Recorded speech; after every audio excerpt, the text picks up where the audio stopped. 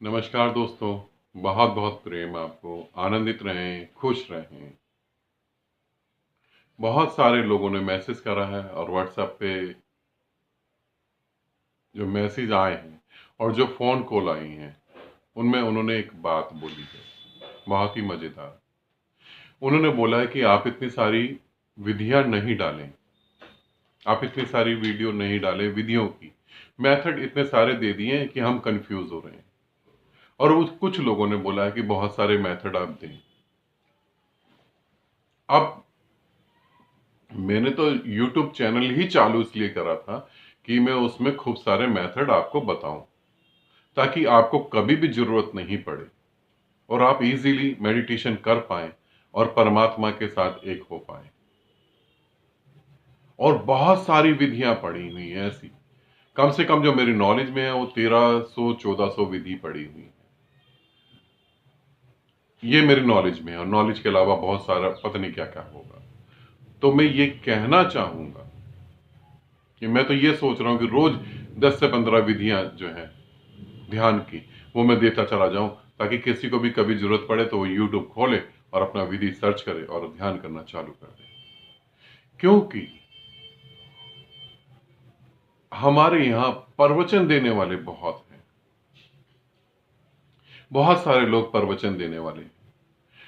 हम ये बता सकते हैं कि क्या हुआ क्या नहीं हुआ, हम ये नहीं बता सकते। ज्ञान के बारे में बताने वाले बहुत हैं, परमात्मा के बारे में बताने वाले बहुत हैं, कैसे हम परमात्मा हो जाएं, ये मेथड बताने वाला बहुत शायद ना ही है या बिल्कुल ही नहीं है।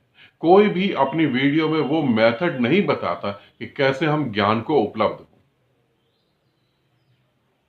थोड़ी सी बातें बताकर अब आप आश्रम में आप कांटेक्ट करें, आप उन्हें कांटेक्ट करते रहें, वो फोन नहीं उठाए, ये सब चीजें चल रही हैं। तो मुझे लगा मैं इतने सारे मेथड दे दूं। अब मैं समस्या समझ भी सकता हूं, क्योंकि सब लोग जो ज्यादा से ज्यादा वीडियो देख रहे हैं उनका यही कहना है कि हम कंफ्यूज हो गए हैं, हम कौन सी विधि करें कौन सी नहीं करें।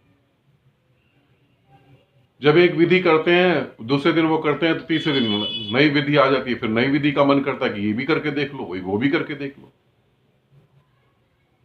और विधियां तो बढ़ती चली जा रही हैं। तो अब क्या करा जाए, इसे समझें। उदाहरण से समझाता हूं। जैसे हमारे दांत में दर्द हो और दांत में दर्द होने के कारण सर भी दर्द होने लगे, मूड खराब हो जाए,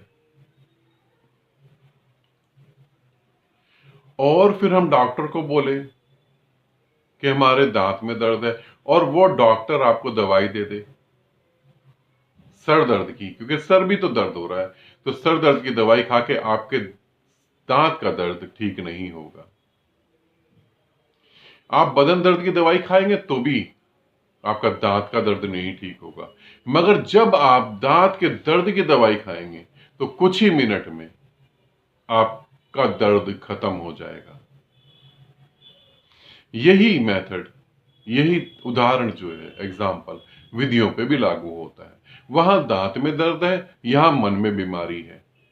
तो जब मन की बीमारी के लिए आपको जो एग्जैक्ट दवाई जो है, एग्जैक्ट मेथड जो है, जैसी वो आपको मिलेगा वैसी आप समझ जाएंगे कि ये विधि मेरे लिए है। फिर उस विधि को आप 3 महीने, 6 महीने, 9 महीने तक कर सकते हैं कंटिन्यू। मगर विधि करें और कुछ फर्क नहीं पड़े तो विधि को छोड़ दें।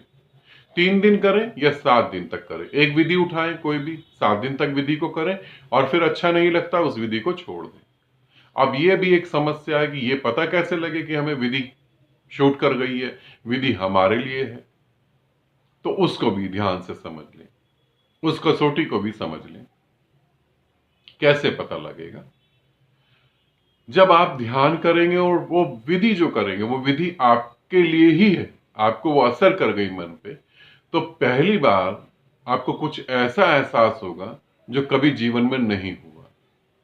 एक सनसनाहट होगी रीढ़ की हड्डी पे, एक सनसनाहट होगी हृदय पे, एक सनसनाहट होगी थर्ड आई पे। इस तरीके से सनसनाहट होगी। एक खुशी होगी बिना किसी कारण के। आप ध्यान करने बैठेंगे, पति वही, पत्नी वही, बच्चे वही, समस्या है वही, पैसे की इनकम जो हो रही है वो भी वही है, सब कुछ है। मगर अब आप एक ऐसी शांति को महसूस करेंगे जो कभी महसूस नहीं करी। तो समझ जाना कि वो वही विधि है जिसकी आपको जरूरत है। इसे अच्छे तरीके से समझ लेना। 7 दिन या 3 दिन तक प्रयोग करना, और जब विधि शूट हो जाएगी, विधि आपको कर गई, आप पे काम करेगी, तो ये रिजल्ट आएंगे। तब आप जान सकते हो कि ये विधि आपके लिए ही बनी हुई है, और फिर उसे आप थोड़े लंबे टाइम तक करना।